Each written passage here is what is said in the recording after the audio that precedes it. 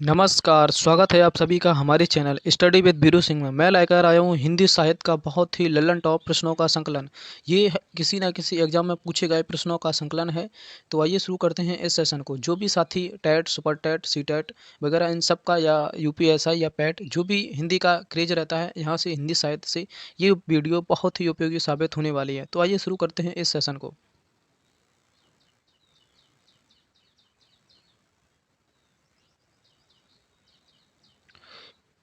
तो शुरू करते हैं इस सेशन को। देख लेते हैं कि क्या क्या इस सेशन में है। तो शुरू कर लेते हैं। बहुत ही उम्दा प्रश्नों का संकलन है, तो बने रहें मेरे साथ।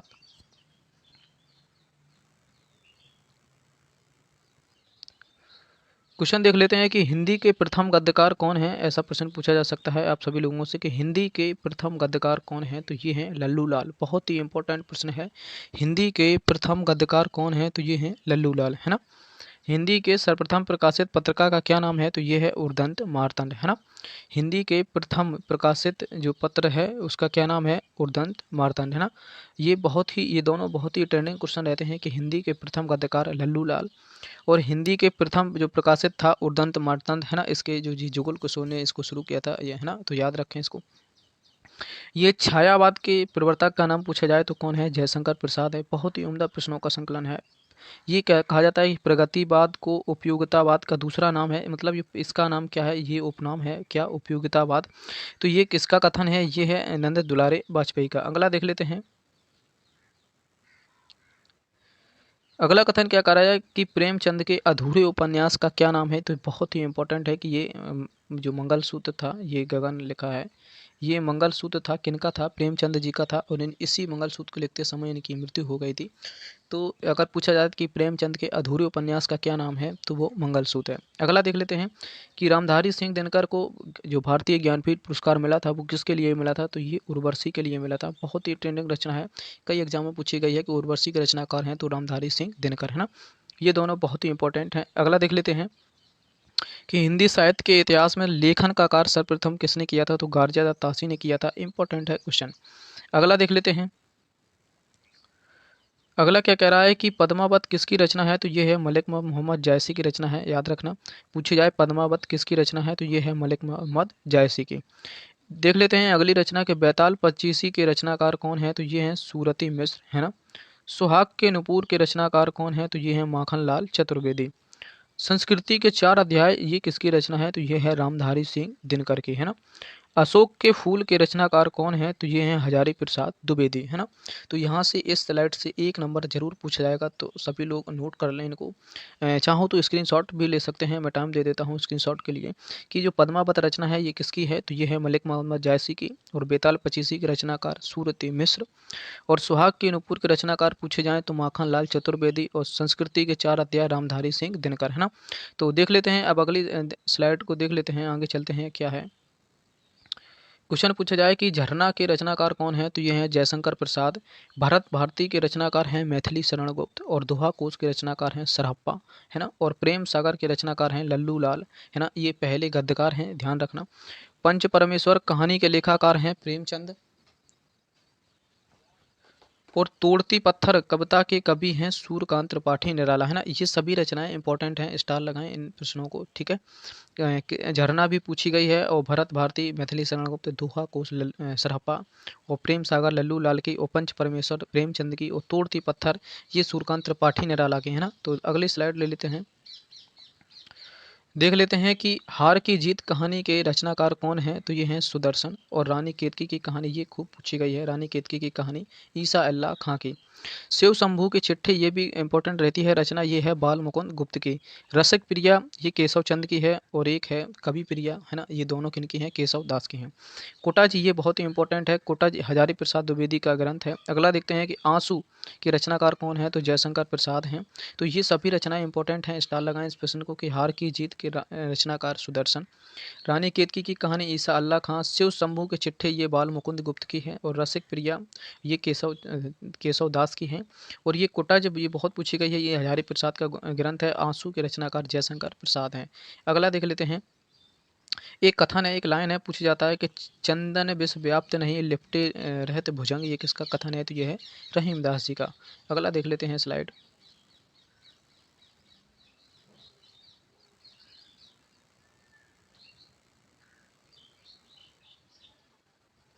यहाँ से कुछ देखने को मिल सकता है कि यहाँ से कुछ लाइनें लिखी हुई, पूछा जा सकता है कि ये लाइन किसकी है ना, ये कथन किसका है। तो पढ़ लेते हैं कि अमय हलाहल मद भरे सेत श्याम रतनाल जियत मरत झुकी झुकी परत जेकी जितत एक बार, है ना। ये किसका है, ये रसलीन का है, याद रखना।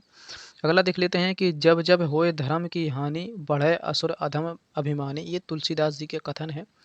और ये तो बहुत ही सभी लोगों ने सुना होगा बचपन में कि परहित सरस धर्म नहीं भाई पर पीणा सम नहीं अधमाई, ये तुलसीदास जी का कथन है। अगला देख लेते हैं। अगला क्या कह रहा है कि रक्त है या नसों में क्षुद्र पानी जांच कर तू शीश देकर जवानी, ये माखनलाल चतुर्वेदी जी का है। अगला देख लेते हैं कि दिव्य बसान का समय मेघमय आसमान से उतर रही है, वह संध्या सुंदरी परी सी धीरे धीरे उतर रही है, ये सूर्यकांत त्रिपाठी का ये स्टार लगाएं, ये पूछी गई ये रचना है। ठीक है। क्वेश्चन नंबर अगला देख लेते हैं। क्वेश्चन कह रहा है कि सांच बराबर तप नहीं झूठ बराबर पाप, ये कबीरदास जी का कथन है। अष्टछाप के सर्वोच्च जो कवि पूछे जाएं वो हैं सूरदास, है ना, इनका नाम लिया जाता है सबसेट कवियों में अष्टछाप में। रामचरितमानस ये पूछी गई है कि रामचरितमानस किस भाषा में लिखी गई है, तो ये अवधी भाषा में लिखी गई है। भूषण किस रस के कवि हैं, तो ये वीर रस के कवि हैं। हिंदी का आदि कवि किसे कहा जाता है, तो स्वयंभू को कहा जाता है, याद रखना, बहुत ही इंपॉर्टेंट प्रश्न है। अगला देख लेते हैं। अगला क्या कह रहा है कि रामचरितमानस में कितने खंड हैं, तो ये 7 खंड हैं। एक व्यंग लेखक की बात करें तो हरिशंकर परसाई हैं। आपका बंटी रचना की प्रधान समस्या से उजागर करने वाली तलाक से जुड़ी बाल समस्या थे ये आपका बंटी की रचना, बहुत ही अच्छी है। हिंदी पत्रिका कादम्बनी के लेखक कौन है, तो ये राजेंद्र अवस्थी हैं। और अगर बात करता है वैसे एक और पुस्तक है कादम्बनी, ये बाण भट्ट की भी है। अगला देख लेते हैं। दिनकर किस रस के कवि थे, तो ये वीर रस के कवि थे दिनकर, है ना। निराला को कैसा कवि माना जाता है, तो ये क्रांतिकारी कवि थे सूर्यकांत त्रिपाठी निराला। ये रचना बहुत ही इंपॉर्टेंट है, इसको स्टार करके लगाएं। तो ये रचना क्या है कि परख जो उपन्यास की रचना है वो कौन है, जैनेन्द्र हैं। अगला देख लेते हैं। हिंदी गद्य का जन्मदाता कौन है, तो ये है भारतेंदु हरिश्चंद्र। अगला देख लेते हैं। अगला क्या कह रहा है कि कवि कालिदास अभिज्ञान शकुंतलम का हिंदी अनुवाद किसने किया था, तो राजा लक्ष्मण सिंह थे, इन्होंने ही अभिज्ञान शकुंतलम का हिंदी में अनुवाद किया था। और ये अभिज्ञान शकुंतलम किसकी रचना है पूछी जाती है, तो कालिदास जी की। किस काल को स्वर्ण काल कहा जाता है, तो ये भक्ति काल को कहा जाता है। सूरदास के गुरु का क्या नाम है, तो ये है वल्लभाचार्य। कामायनी किस प्रकार का ग्रंथ है, तो ये है महाकाव्य का। अगला देख लेते हैं।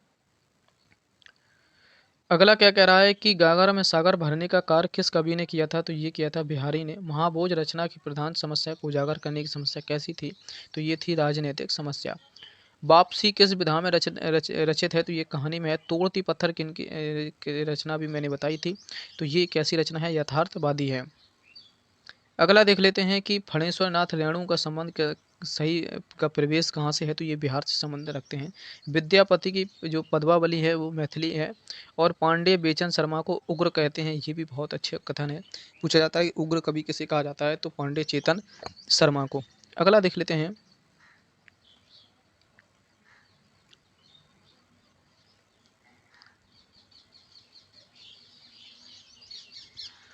अगला देख लेते हैं कि बिहारी किस राजा के दरबारी कवि थे, तो ये जयसिंह के दरबार में रहते थे। शेष कादम्बनी की रचना कौन है, तो ये अलका सरावनी है। और राग दरबारी के उपन्यास पूछे जाएं तो ये बहुत ही इंपॉर्टेंट है, ये है श्रीलाल शुक्ल। पूस की रात ये भी अच्छी बुक है और पूछी जाती है कि कहानी किसकी है, तो ये है प्रेमचंद की। ये दोनों रचना इंपॉर्टेंट है। धौरब स्वामी जो नाटक है ये किसने लिखा था, तो ये जयशंकर प्रसाद का है, सबको पता होगा। आत्मनिर्भरता जो निबंधकार हैं इसके कौन है, तो बालकृष्ण भट्ट हैं, है ना। और गंगा छवि वर्णन की कविता जो किसने लिखी है, ये लिखी है भारतेंदु हरिश्चंद्र ने, है ना। फिलहाल यहाँ इस स्लाइड से 1 2 3 क्वेश्चन इंपॉर्टेंट होने वाले हैं कि राग दरबारी के रचनाकार श्रीलाल शुक्ल। और पूस की रात ये कहानी किसकी थी, ये प्रेमचंद की है। और ध्रुव स्वामी के नाटककार कौन है, जयशंकर प्रसाद, है ना। अगर पूछा जाए आत्मनिर्भरता, ये बहुत ही वर्ड ट्रेंडिंग रहा है कब, जब ये लॉकडाउन से, कि आत्मनिर्भर बनना है, ये मोदी जी का कथन था। तो ये आत्मनिर्भरता अगर पूछा जाए कि निबंधकार किसके हैं, तो ये हैं बालकृष्ण भट्ट, है ना। अगली स्लाइड ले लेते हैं। ये रचना खूब पूछी गई है कि अनाम दास का पोथा इंपॉर्टेंट है। अनाम दास का पोथा किसकी रचना है, तो हजारी प्रसाद द्विवेदी जी की रचना है। भिक्षुक कविता की रचना कौन है, कार कौन है, तो ये निराला जी हैं। भ्रमर गीत के रचनाकार पूछे जाएं तो ये हैं तुम्हारे सूरदास जी। अगला क्वेश्चन है कि ईदगाह कहानी के रचनाकार कौन है? तो ये हैं प्रेमचंद जी। यहाँ से तीनों इंपॉर्टेंट हैं कि भ्रमर गीत के रचनाकार सूरदास जी, और भिक्षुक का जो कविता है उसके रचनाकार कौन है? तो सूर्यकांत त्रिपाठी निराला जी। ये तो कई इंपॉर्टेंट परीक्षाओं में पूछी गई है। इनाम दास का पोथा, हजारी प्रसाद द्विवेदी, है ना। अगला देख लेते हैं। अगला कह रहा है कि वीरों का कैसा हो बसंत, इस कविता के रचनाकार कौन है? तो ये सुभद्रा कुमारी चौहान है। बहुत ही इंपॉर्टेंट है। संदेश रसक के रचनाकार कौन है? तो अब्दुल रहमान है। और साखी के रचनाकार हैं कौन है? तो कबीरदास जी हैं। साखी शबद रमैनी और इनका बीजक, ये किनकी हैं? ये कबीरदास जी की हैं। अगला देख लेते हैं। मसी कागद छुई नहीं, कलम गही नहीं हाथ, ये किसका है? ये कबीरदास जी का कथन है। अगला देख लेते हैं। अगला क्वेश्चन क्या कह रहा है कि अभिधा उत्तम काव्य है, मद लक्षणा लीन, अधम व्यंजा सर बिसर उड़ती कहते प्रवीण, ये कथन किसका है? ये तो देव जी का है। अगला लिख देते हैं। लेकर लेकर चल मुझे बुलावा देकर मेरे नाविक धीरे धीरे, ये कथन किसका है? जयशंकर प्रसाद का है। कथनों में से सुपर टेट में एक कथन पूछा जा सकता है। बहुत ही इंपॉर्टेंट सेशन होने वाला है। अगला देख लेते हैं कि कविता का अंतिम लक्ष्य जगत के जो मर्मिक पक्षों का है प्रत्यक्षीकरण कर उसके साथ मनुष्य हृदय का सामंजस्य कर ये स्थापन करना है। ये कथन किसका है? आचार्य रामचंद्र शुक्ल जी थे, इनका ही कथन है। अगला देख लेते हैं कि केवल मनोरंजन ना कवि का कर्म होना चाहिए बल्कि उचित उपदेश का भी मर्मम होना चाहिए। कह रहा है कि केवल मनोरंजन ही कवि का कर्म नहीं होना चाहिए कि आप उसमें बहुत ही ज़्यादा मनोरंजनता उसको परोसें। उसका जो उद्देश्य है वो कुछ शाब्दिक उद्देश्य भी होना चाहिए कवि का। ऐसा कथन किसका था? ये मैथिली शरण गुप्त का था। अगला देख लेते हैं कि बैर क्रोध का आचार या मुरब्बा, ये कथन किसका है? रामचंद्र शुक्ल का है। शब्दार्थ जो काव्याम है ये है भामय का। ढाई अक्षर प्रेम के पढ़े सो पंडित होय, ये कबीरदास जी ने कहा है कि ढाई अक्षर प्रेम के पढ़े सो पंडित होय, है ना। तो इसका अगर बात करें तो हमेशा एक पक्ष को ही नहीं झुकना चाहिए। मतलब अगर कोई सामने वाला झुकता ही चला जाता है तो उसके आत्मसम्मान को ठेस पहुंचती है। तो ऐसा नहीं है कि ढाई अक्षर प्रेम की पढ़े सो पंडित होए, है ना। तो ये कबीरदास जी ने कहा है। तो इतना ही इंसान को झुकना चाहिए जितना कि उसके आत्मसम्मान को ठेस ना पहुँचे। अगला देखते हैं कि वही मनुष्य है जो मनुष्य के लिए मरे, ये कथन किसका है? मैथिली शरण गुप्त का है। भक्ति काल के रचनाकार कौन है? नाभादास हैं, रसखान हैं, नंदनाथ हैं। बिहारी ने लिखे ये किसके दोहे हैं? अगला देख लेते हैं।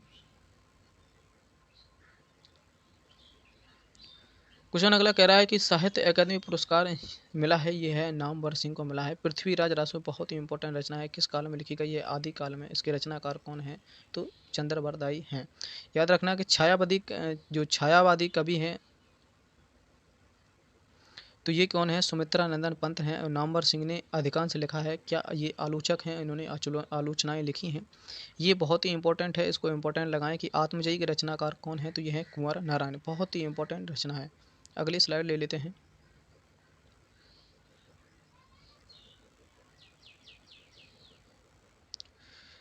अगला कथन बहुत ही अच्छा है कि चांद का मुंह टेढ़ा, ये रचना किसकी है? बहुत ही अच्छा है। तो ये है गजानन मुक्तिबोध की। ये अगर याद नहीं कर सकते तो मुक्तिबोध याद कर लें, ये पेपर में मिलता है कि चांद का मुंह टेढ़ा ये किसकी रचना है? तो मुक्तिबोध की है। रामलला नेचू के रचनाकार कौन है? तो ये तुलसीदास जी हैं। आषाढ़ का एक दिन नाटक के जो रचयिता हैं वो कौन है? ये मोहन राकेश हैं। यामा के रचयिता बहुत ही इंपॉर्टेंट है, ये महादेवी वर्मा की है। सड़क से संसद काव्य के रचनाकार हैं तो सुदामा पांडे धूमिल हैं। अगला देख लेते हैं। अगला कह रहा है चीफ की दावत के रचनाकार कौन है? तो ये भीष्म साहिनी है। सर्कस उपन्यास के रचनाकार कौन है? तो ये हैं संजीव। अगला देख लेते हैं कि रंगभूमि उपन्यास के रचनाकार कौन है? तो ये प्रेमचंद हैं। अगला देख लेते हैं। ये कथन तुलसीदास जी का है और ये रचना पूछी भी जा सकती है कि प्रभु चितई पुनि चितवर मही और राजत लोचन लोल और खेलत मनसब मीन जुगु जनहु बिन्हु मंडल डोल, ये तुलसीदास जी का कथन है। अगला देख लेते हैं। ये बहुत ही इम्पोर्टेंट है। यहाँ से एक कथन पूछा जा सकता है, इनकी रचना भी पूछी गई है। प्रभु तुम चंदन हम पानी, यही लिख के आता है कि प्रभु तुम चंदन हम पानी, ये रचना किसकी है? तो ये है रैदास जी की, है ना। और प्रभु तुम चंदन हम पानी जाकी अंग अंग बांस समानी, है ना। तो ये कथन किसका है? तो ये है रैदास जी का। बहुत ही इंपॉर्टेंट है ये वाली लाइन। अगला देख लेते हैं। जाकी रही भावना जैसी प्रभु मूरत देखी तिन जैसी, ये तुलसीदास जी कहते हैं। अगला देख लेते हैं। अगला क्या कह रहा है कि प्रेम पचीसी के रचनाकार कौन है? तो ये हैं प्रेमचंद जी। और ज्ञानपीठ पुरस्कार क्षेत्र में दिया जाता है, साहित्य के क्षेत्र में दिया जाता है ना। और अभी हाल ही में पूछा गया था चिदम्बरा को ये पुरस्कार था, और चिदम्बरा किसका ग्रंथ है? तो ये है किसका ग्रंथ था ये चिदम्बरा, सुपर टेट में पूछा गया था। तो ये आप लोगों के लिए क्वेश्चन है, बहुत ही अच्छा क्वेश्चन है। क्वेश्चन पूछा जाता है प्रेम सागर के लेखककार कौन है, तो ये लल्लू लाल हैं, और लल्लू लाल प्रथम गद्यकार भी हैं, ऐसा याद रख सकते हैं। तुलसीदास जी ने अपनी रचनाओं में किसका वर्णन किया है, तो ये राम शब्द का प्रयोग किया है। और जो त्यागपत्र है ये रचना किसकी है, जयनेंद्र कुमार की है। बहुत इंपॉर्टेंट रचना है त्यागपत्र। अगला देख लेते हैं, भारतीय ज्ञानपीठ पुरस्कार भारतीय भाषा में साहित्यकारों के रचनात्मक लेखन हेतु दिया जाता है। अगला देख लेते हैं, ज्ञानपीठ पुरस्कार पाने वाले हिंदी के प्रथम साहित्यकार कौन है, तो ये सुमित्रा नंदन पंत हैं। इन्हीं का ग्रंथ है चिदम्बरा, है ना, याद रखना। चिदम्बरा इन्हीं का ग्रंथ है, और यही सुपर टेट 2019 में पूछा गया था। क्या पूछा गया था कि चिदम्बरा के लेखक कौन है, तो सुमित्रा नंदन पंत। अगला देख लेते हैं, बहुत ही अच्छा इंपॉर्टेंट क्वेश्चन है कि विनय पत्रिका के रचनाकार कौन है, तो तुलसीदास जी हैं। मानस के हंस का जो लेखन है वो कौन है, अमृतलाल नागर हैं। और मजदूरी और प्रेम के निबंधकार सरदार पूर्ण सिंह हैं। और इन्हीं की एक रचना और है, आचरण और सभ्यता करके ऐसा कुछ है, तो यही इनका है, ये भी सरदार पूर्ण सिंह का। ये तीनों रचना इंपॉर्टेंट है। अगला देख लेते हैं, कलम का सिपाही, ये कैसी है, ये एक जीवनी है। दुख ही जीवन की कथा सही, क्या कहूँ आज जो जो नहीं कही। सूर्यकांत त्रिपाठी निराला का ये कथन है। हिंदी की पहली कहानी लेखक का नाम कौन है, तो ये भंगा महला है।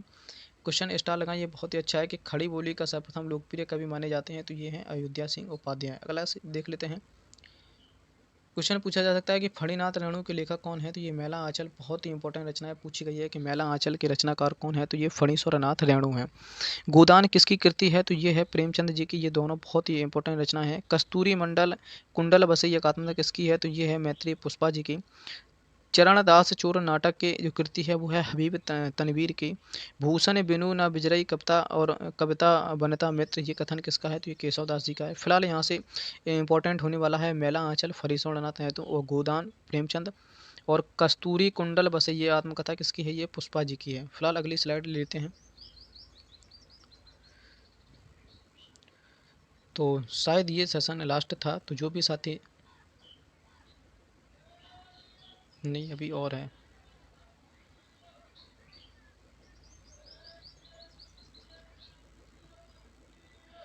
देख लेते हैं कि ज्ञान मागरी साका के अगर कवि पूछे जाएं तो ये संत कवि कहलाते हैं। इन मुसलमान लन और हरजन पर कोटि कोटि जो जो हिंदुत्व बार, ये कथन बहुत ही इंपॉर्टेंट है। ये भारतेंदु हरिश्चंद्र जी का है, और ये कथन भी पूछा गया था। ये सुपर टेट में पूछा गया था, और एक बार जो पेपर हुआ था टेट का, याद नहीं है मुझे 17 में 18 में, यही कथन पूछा गया था कि इन मुसलमान हरजन पर कोटि कोटि हिंदुन बार, ये कथन किसका है, तो ये है भारतेंदु हरिश्चंद्र का।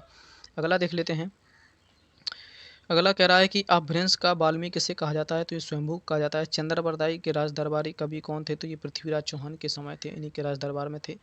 मलिक मोहम्मद जायसी का प्रसिद्ध ग्रंथ जो पद्मावत है ना, वो जायसी नामक स्थान से निवास करते थे। अगला क्वेश्चन देख लेते हैं कि रीति काल का वह कवि जो अपनी मात्र एक कृति से हिंदी साहित्य में अमर हो गया, वो कौन थे, बिहारी जी। अगला देख लेते हैं, अगला क्या कह रहा है, कठिन काव्य का प्रेत के कवि कौन है, तो केशव दास हैं। ये बहुत ही इंपॉर्टेंट है, क्वेश्चन पूछा जा सकता है। कठिन काव्य का प्रेत किसे कहा जाता है, तो केशव दास को कहा जाता है। हिंदी युग का जो नामकरण है वो किसके नाम पर हुआ है, तो ये महावीर प्रसाद द्विवेदी के आधार पर हुआ है। ठीक है, अगला देख लेते हैं कि हिंदी प्रदीप ये किसकी रचना है, तो ये बालकृष्ण भट्ट की है। बहुत ही इंपॉर्टेंट रचना है, याद करें कौन सी, कठिन काव्य का प्रेत केशव, और हिंदी प्रदीप ये बालकृष्ण भट्ट की रचना है। अगला देख लेते हैं, अगला कह रहा है कि सरस्वती पत्रिका के संपादक कौन है, तो श्याम सुंदर दास हैं, है ना। और उसने कहा था कि मुख्य पात्र का नाम क्या है, लहना सिंह। नाटक प्रसाद के ये जो पूछा है कि नाटक जयशंकर प्रसाद कौन कौन है, जगमेजय का स्कंदगुप्त ध्रुव स्वामी, ये जयशंकर प्रसाद के नाटक हैं, याद रखना इन सभी को। अगला देख लेते हैं, अगला कह रहा है कि हिंदी साहित्य के आधुनिक काल को इस नाम से अभिहित किया जाता है, तो ये गद्यकाल कहा जाता है। हिंदी साहित्य में प्रयोगवाद के प्रवर्तक कौन है, अज्ञे जी हैं। ये बहुत ही इंपॉर्टेंट क्वेश्चन होता है कि हिंदी साहित्य में प्रयोगवाद के प्रवर्तक कौन है, ये पूछा जाता है। प्रयोगवाद के प्रवर्तक या जन्मदाता कौन है, तो ये है अज्ञे साहब।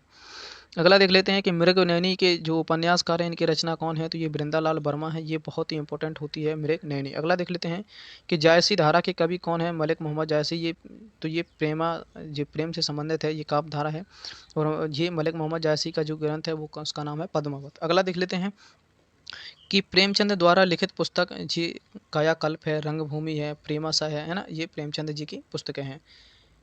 क्वेश्चन बहुत ही पूछा गया है कि कितने पाकिस्तान, ये बहुत ही इंपॉर्टेंट है, पूछा गया है कितने पाकिस्तान के लेखक हैं, तो ये है कमलेश्वर।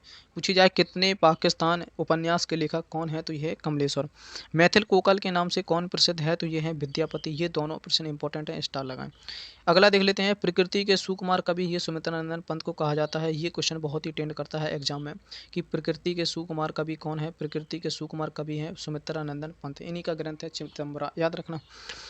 क्वेश्चन नंबर अगला देख लेते हैं कि एक भारतीय आत्मा किसे कहा जाता है, तो माखनलाल चतुर्वेदी को कहा जाता है ना, तो ये है माखनलाल चतुर्वेदी। अगला देख लेते हैं, अगला क्या कह रहा है कि कथा सम्राट किसे कहा जाता है, तो ये कहा जाता है प्रेमचंद जी को। बाल चित्रण में कौन सा कवि श्रेष्ठ है, तो ये हैं सूरदास जी, है ना। इन्होंने बाल चित्रण का मतलब श्री कृष्ण जी के बारे में उन्होंने चर्चाएं की थी। उर्वशी के रचनाकार पूछे जाए तो रामधारी सिंह दिनकर हैं। बहुत ही अच्छा और उम्दा क्वेश्चन है ये। तो ये टॉप क्वेश्चंस थे हिंदी साहित्य के। तो जो भी साथी नए हैं चैनल को सब्सक्राइब कर लें, बेल आइकन को प्रेस करें ताकि आने वाली वीडियो समय से मिल सके। तो आज के लिए इतना पर्याप्त है, तब तक के लिए आप अपना और अपनों का ख्याल रखें। जय हिंद।